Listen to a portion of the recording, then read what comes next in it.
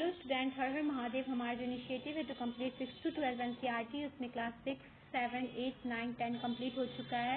आज है class 11 chapter 10 of geography, water in the atmosphere. अब देखो एटमॉस्फेयर में किस हिसाब से वाटर प्रेजेंट है ना, तो इसमें इसी के बारे में बताया जाता है। ठीक है, तो इसमें ये बताया गया है, तो temperature at which the water starts evaporating is referred to as latent heat of vaporisation. जिस टेम्परेचर पे ना, सबसे इम्पोर्टेंट बात है, जिस टेम्परेचर पे वाटर ना इवापोरेट होने लगता है, जैसे वाटर देखते हो, वाटर को अगर बॉईल किया जाता है तो इवापोरेट होने लगता है, तो उसको क्या कहते हैं? Latent heat of vaporisation. Water vapour present in the air is known as humidity. और जो वाटर वेपर जो एयर में प्रेजेंट है, जैसे हम सबका देखो बॉयल होता है कुछ चीज तो वाटर ऊपर जाता है, वाटर का वेपर। ठीक है, जैसे किसी चीज को बॉईल किया जाएगा तो देखोगे आप सबकी ना एक भाप ऊपर जाता है, तो वो जो भाप जो एयर में प्रेजेंट होता है उसको क्या कहा जाएगा? ह्यूमिडिटी कहा जाएगा। अब देखो ह्यूमिडिटी में ना होता है absolute humidity, the actual amount of the water vapour present in the atmosphere. Absolute humidity, weight of vapour by volume of air grams पर क्यूबिक मीटर। तो देखो जब ह्यूमिडिटी के बारे में ना बताया जाता है कि ह्यूमिडिटी को कैसे पता किया जाता है। ठीक है, तो ह्यूमिडिटी क्या होता है कि ना जो वाटर प्रेजेंट होता है तो उसके लिए ना फॉर्मूला होता है। ठीक है, तो जो वेट होता है वेपर का और जो वॉल्यूम होता है एयर का, उसको बोलते हैं एब्सोल्यूट ह्यूमिडिटी। ठीक है, तो अब देखो the percent of moisture present in the atmosphere as compared to its full capacity at a given temperature is known as the relative humidity. और जो परसेंटेज जो मॉइस्चर प्रेजेंट होता है एटमॉस्फेयर में, जो उसके रियल कैपेसिटी के हिसाब से, उसको क्या कहा जाएगा? Relative humidity. ठीक है, एब्सोल्यूट ह्यूमिडिटी क्या कहा जाएगा?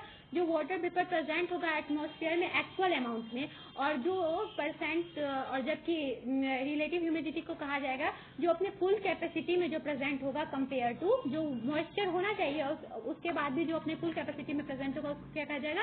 Relative humidity.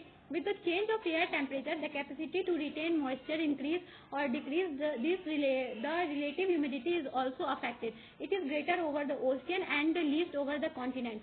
और जैसे ही टेम्परेचर में इंक्रीज और डिक्रीज होता है तो ये क्या होता है? रिलेटिव ह्यूमिडिटी भी ना बढ़ता और घटता है। ठीक है, तो ना ये क्या है कि ओशियन में ना रिलेटिव ह्यूमिडिटी ग्रेटर होता है, जबकि कॉन्टिनेंट में रिलेटिव ह्यूमिडिटी लीस्ट होता है।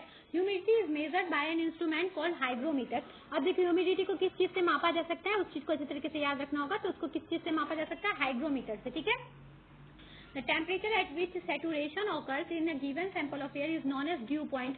और जिस पॉइंट पे ना सैचुरेशन होने लगता है, आप देखो फ्रिज में ना पानी रखो। ठीक है, अब पानी को निकाल के उसको ना बाहर रखो, तो देखोगे कि बोतल, जिस बोतल में आप पानी रखे हो ना, उसके ना बाहर में ना पानी आने लगेगा, तो उसको बोलते हैं उसके ड्यू पॉइंट को। ठीक है, तो जिस टेम्परेचर में वो ना सैचुरेशन ऑकर होने लगता है तो उसको क्या कहते हैं? ड्यू पॉइंट कहते हैं। It is directly condense into solid from it is known as sublimation. अगर कोई भी डायरेक्टली कंडेंस हो जाता है सॉलिड फॉर्म में तो उसको क्या कहेंगे? कंडेंसेशन, सबमिलेशन कहेंगे। ठीक है, अब इसके बाद है ये जितना भी था, ये था ह्यूमिडिटी के बारे में। ठीक है, ये किसके बारे में था? ह्यूमिडिटी, इवापोरेशन और कंडेंसेशन के बारे में था कि इवापोरेशन और कंडेंसेशन के हिसाब से वाटर कैसे प्रेजेंट है, जैसे कि रिलेटिव ह्यूमिडिटी में है, फिर एब्सोल्यूट ह्यूमिडिटी में। ठीक है, अब इसके बाद है ड्यू। ड्यू क्या होता है? अब इसमें ड्यू के बारे में पढ़ना। ठीक है, जब भी मॉइस्चर होता है डिपोजिट किया जाता है form of water droplets on cooler surface of solids object rather than the nucleus in above air surface such as stones, grass blades and plant leaves, it is known as dew। जब भी हम सब देखते हैं ना, आप देखे होंगे कि ठंड के मौसम में कि ना क्या होता है कि पत्ते पे ना पानी होता है, तो उसको क्या कहा जाता है? ड्यू होता है। ये जो मॉइस्चर डिपोजिट होता है ना वाटर का ड्रॉपलेट का, वो कूलर सरफेस में रह जाता है, तो उसको क्या कहेंगे हम सब? ड्यू कहेंगे। आइडियल कंडीशन इसके लिए क्या क्या होना चाहिए? अब ड्यू कैसे फॉर्म होगा? अब ड्यू का फॉर्म होने के लिए कुछ कुछ कंडीशन चाहिए कि ऐसे रहेगा तो ही ड्यू अब बनेगा। ठीक है, तो इसके लिए क्लियर स्काई होना चाहिए, काम एयर होना चाहिए, हाई रिलेटिव ह्यूमिडिटी होना चाहिए, कोल्ड और लॉन्ग नाइट होना चाहिए। From the formation of due it is necessary that the due point is above the freezing point. तो ड्यू पॉइंट क्या होता है? अबव होता है फ्रीजिंग पॉइंट के। ठीक है, बिलो नहीं होता, अबव होता है, फ्रीजिंग पॉइंट से थोड़ा सा ऊपर नहीं होता है। ठीक है, फ्रॉस्ट। अब फ्रॉस्ट के बारे में। ठीक है, तो फ्रॉस्ट क्या होता है? ठीक है, तो फ्रॉस्ट होता है cold surface, frost form on cold surface when condensation takes place below freezing point. जैसे बिलो फ्रीजिंग पॉइंट चला जाता है तो उसको क्या कहेंगे? फ्रॉस्ट कहा जाएगा। ठीक है, फ्रॉस्ट होने लगता है। उसके बाद ड्यू क्या होता है? फ्रीजिंग पॉइंट के अबव होता है, जबकि फ्रॉस्ट फ्रीजिंग पॉइंट के बिलो होता है। ठीक है, फॉग क्या होता है, आप देखे होंगे कुहासा जो बन जाता है तो उसको फॉग कहते हैं, ठीक है। When the temperature of air mass containing a large quantity of water vapour falls all of sudden, condensation takes place within itself on fine dust particle. तो क्या होता है, जैसे कि कंडेंसेशन होता है ना, ये अगर अचानक से हो जाता है ना तो क्या होता है, जो डस्ट पार्टिकल रहते हैं हवा में उसके साथ जो ये कंडेंसेशन जैसे वो अपना लेवल पूरा गिरा देता है, वाटर वेपर अपना पूरा फॉल हो जाता है अचानक से, तो उसको क्या कहा जाएगा हम सबको, तो हम सबको फ्रॉस्ट देखने को मिलता है। The fog is a cloud which is based at very near to the ground. और ये क्या होता है, ग्राउंड के पास आता है, आप देखेंगे कि कुहासा आप ग्राउंड के पास महसूस करते हैं, ठीक है। Because of the fog and mist the visibility becomes poor to zero. तो इसकी वजह से, और ये भी होता है कि विजिबिलिटी नहीं दिखता है, आप देखे होंगे कि ठंड के मौसम में ना विजिबिलिटी बहुत प्रॉब्लम हो जाता है क्योंकि फॉग की वजह से, ठीक है। अब देखो फॉग और मिस्ट में क्या क्या डिफरेंस है उसके बारे में जानते हैं, ठीक है। तो fog moisture nucleus content thin layer of moisture. Fog में लेस मॉइस्चर होता है फॉग में, जबकि मिस्ट में क्या होता है, मोर मॉइस्चर होता है। फॉग में ना न्यूक्लियस कंटेंट थिन होता है और मिस्ट में न्यूक्लियस कंटेंट थिकन होता है। लेयर जो होता है इसका मॉइस्चर पे डिपेंड करता है, और इसका जो लेयर होता है इसका भी लेयर ऑफ मॉइस्चर होता है, और फिर मिस्ट का भी लेयर ऑफ मॉइस्चर होता है। फॉग जो होता है वो ड्रायर टू देन मिस्ट होता है, मिस्ट से ड्रायर होता है फॉग, जबकि मिस्ट होता है फ्रीक्वेंट ओवर होता है, ठीक है। और ये क्या होता है कि ना इससे, और current when warm current of air comes in contact with cold current. और ये कब फॉग बनता है, जब वार्म करंट कोल्ड करंट से मिलता है। और फिर और ये मिस्ट कब बनता है, जब warm air of the slopes meet a cold surface. जब वार्म एयर हटता है और कोल्ड एयर सरफेस से मिलता है तो उसको क्या बनता है, उसके बाद मिस्ट बनता है, ठीक है। अब इसके बाद क्या है कि ना स्मोक के बारे में है, ठीक है, ठीक है। इसके बाद नहीं, इसके बाद अब क्या है बताया जा रहा है, इसके बाद क्लाउड्स के बारे में बताया जा रहा था। देखो क्लाउड्स किस किस टाइप के होते हैं, क्लाउड्स ना, जो क्लाउड्स अपने ना डिपेंडेंट करते हैं ग्राउंड लेवल पे और उसके हिसाब से वो बनते हैं, ठीक है। तो क्लाउड्स बहुत तरीके के होते हैं, सीरस क्लाउड होते हैं, क्लूमस क्लाउड होते हैं, स्ट्रेटस होते हैं, निम्बस होते हैं। तो सीरस क्लाउड्स क्या होते हैं, ये हाई ऑल्टीट्यूड में बनते हैं, ठीक है, 8000 से 12000 मीटर पे, और ये थिन होते हैं, डिटेच जो होते हैं, और ये ना फैदरी दिखते हैं, मतलब कि ना आप ना देखे होंगे कि जब पूरा आसमान ये रहता है ना तो कभी कभी आप छोटा छोटा व्हाइट क्लाउड देखे होंगे पूरा स्काई क्लियर रहने पे, तो उसको क्या कहते हैं, सीरस क्लाउड कहते हैं, ठीक है। क्लूमस क्लाउड क्या होता है, ये ना कॉटन वूल की तरह दिखता है, ठीक है। और ये कहाँ फाउंड होता है, 4000 to 7000 मीटर हाइट पे, ठीक है। और ये ना this patch seen be scattered here and there, they are a flat base. और ये ना आपको अलग अलग जगह पे देखने को मिलेंगे, ये मोटे मोटे रहते हैं पर ये अलग अलग जगह पे देखने को आपको मिल सकते हैं। फिर उसके बाद है stratus, as their name implies they are layered clouds covering large portion of the sky. और ये क्या होता है, ये ना बहुत लार्ज पोर्शन ऑफ स्काई को कवर करता है, ठीक है। और ये क्लाउड क्या होता है, generally either due to loss of heat and mixing of air masses with different temperature. जब लॉस हीट का होने लगता है, हीट खत्म होने लगता है और जब मिक्स करने लगता है एयर, तो ये क्लाउड फॉर्म होता है स्ट्रेटस, ठीक है।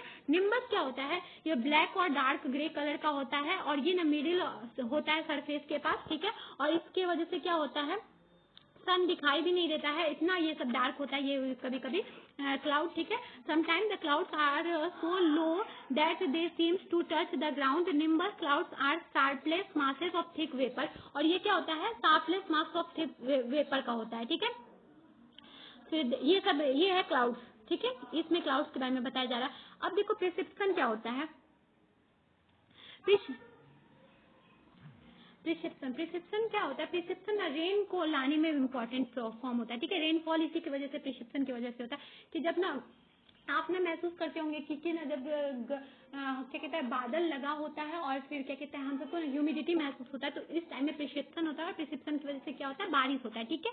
और प्रिसिप्शन की वजह से ही ना हम सब देखते हैं कभी कभी कि sometimes drops of rain after being release, जैसे रिलीज हो जाता है ड्रॉप्स ऑफ रेन, तो ना हम सब देखेंगे कि सॉलिड पीसेज ना हम सबको देखने को मिलेगा, उसमें हेल स्टॉर्म होता है, ये प्रिसिप्शन की वजह से ही होता है, ठीक है।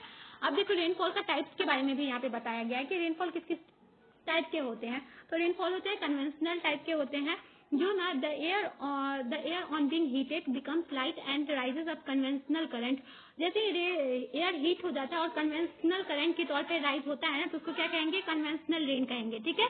फिर ओरोग्राफिक रेन होता है जो ओरोग्राफिक तरीके से बनता है, ठीक है, रेन शैडो एरिया में, और साइक्लोनिक रेन भी होता है, ठीक है। तो रेनफॉल किस किस तरीके के हुए, कन्वेंशनल हुए, ओरोग्राफिक हुए, ओरोग्राफिक तौर पे बनाया जाता है सैचुरेटेड करके, ठीक है। और फिर एक होता है साइक्लोनिक रेन जो साइक्लोन की वजह से आता है, ठीक है। वो world distribution in of rain, देखो वर्ल्ड में डिस्ट्रीब्यूशन ऑफ रेन कैसे होता है, डिफरेंट प्लेस में जो अर्थ का सरफेस का ना different amount of rainfall her month में, मतलब हर साल में डिफरेंट तरीके से पाते हैं, ठीक है। मतलब कहीं पे अलग जगह पे बारिश अलग टाइम में होता है तो कहीं पे अलग टाइम में होता है, ठीक है। In general we have proceed at the equator towards the poles, rainfall goes increasing steadily. जैसे ही ना क्या होता है, इक्वेटर से पोल की तरफ जाया जाता है तो क्या होता है, रेनफॉल ना घटना स्टार्ट हो जाता है, और कोस्टल जो साइड होते हैं ना वहाँ पे ज्यादा रेनफॉल होता है। ये चीज हम सब देखे होंगे। रेनफॉल जो होता है ना वो ओशियन और लैंड मासेस ऑफ वर्ल्ड में होता है, सोर्स ऑफ वाटर है, लैंड मास के लिए भी हो चाहे ओशियन के लिए हो, ये रेनफॉल क्या होता है, सोर्स ऑफ वाटर होता है। लैटिट्यूड जो होता है 35 डिग्री से 40 डिग्री नॉर्थ और साउथ में इक्वेटर का, यहाँ पे ना हेवियर होता है ईस्टर्न, और coast goes decreasing toward the west. और जब ईस्टर्न और वेस्टर्न कोस्ट में जाया जाता है, कोस्ट में जाता है, तो वहाँ पे क्या होता है, डिक्रीज होने लगता है वेस्ट के साइड में, ठीक है। 45 से 65 डिग्री नॉर्थ साउथ में ना इक्वेटर वेस्टर्लीज की वजह से वहाँ पे रेनफॉल बहुत ज्यादा होता है, और फिर इसके बाद अगर बियॉन्ड जाते हैं तो डिक्रीज होने लगता है।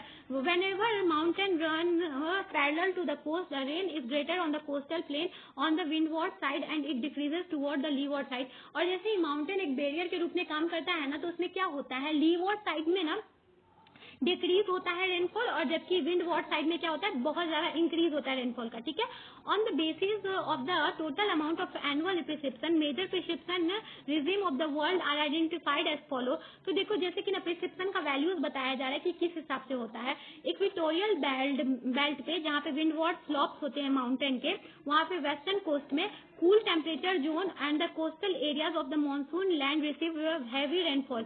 जहाँ पे कोस्टल एरिया होता है ना वहाँ पे 200 सेंटीमीटर पर एनम रेनफॉल होता है, ठीक है, ये चीज को याद रखना होगा। फिर इंटीरियर कॉन्टिनेंटल जहाँ पे होता है वहाँ पे मॉडरेट रेनफॉल होता है 100 से 200 पर सेंटीमीटर, और जहाँ पे कोस्टल एरिया होता है कॉन्टिनेंट का रिसीव करता है मॉडरेट रेनफॉल, ठीक है। सेंट्रल पार्ट जो होता है ट्रॉपिकल लैंड का, और ईस्टर्न पार्ट जो होता है, ईस्टर्न और इंटीरियर पार्ट जो होता है वहाँ टेम्परेट, ईस्टर्न और इंटीरियर पार्ट जो टेम्परेट का होता है वहाँ 50 to 100 सेंटीमीटर पर एनम होता है। और area lying in rain shadow, और रेन शेडो की तरफ जो भी एरिया लाई होता है ना वहाँ पे 50 सेंटीमीटर ही होता है, ठीक है। तो रेन शेडो की तरफ जो जाता है वहाँ से कम होता जाता है, जो विंड वार्ड साइड में आता है वहाँ पे ज्यादा होने लगता है, ठीक है। Seasonal distribution of rainfall provides an important aspect to जज इट्स इफेक्टिवनेस, और सीजनल डिफरेंसेस होता है यहाँ पे जो रेनफॉल का, इससे ना हम सबको इफेक्टिवनेस का पता चलता है। In some region rainfall is distributed evenly throughout the year such as the equatorial belt and in the western part of cool temperate region. और कहीं कहीं तो ऐसा होता है कि ना साल भर बारिश होता है, चाहे वो इक्वेटोरियल जगह पे देख लिया जाए, इक्वेटोरियल बेल्ट की, और यहाँ पे western part of temperate region में, ठीक है, यहाँ पे तो साल भर बारिश होता रहता है, ठीक है। तो इसमें इस चैप्टर में क्या बताया गया है, इस चैप्टर में बताया गया कि वाटर किस हिसाब से प्रेजेंट है हमारे एटमॉस्फेयर में, इवापोरेशन और कंडेंसेशन में है, ड्यू में है, फ्रॉस्ट में है, फॉग मिस्ट में है, कौन कौन से क्लाउड है, कौन कौन से क्लाउड्स हैं, प्रिसिप्शन क्या है, क्लाउड का रेनफॉल का टाइप क्या है, फिर उसके बाद वाटर का वर्ल्ड में डिस्ट्रीब्यूशन ऑफ रेनफॉल किस हिसाब से है, ठीक है। तो इस चैप्टर में बस इतना ही बताया गया था। ये चैप्टर अच्छी तरीके से समझ में आ जाए, उसके सारे क्वेश्चन आंसर को सॉल्व करना है। अगर कोई भी डाउट हो तो आप कमेंट में पूछ सकते हैं। I hope you understand. Thank you.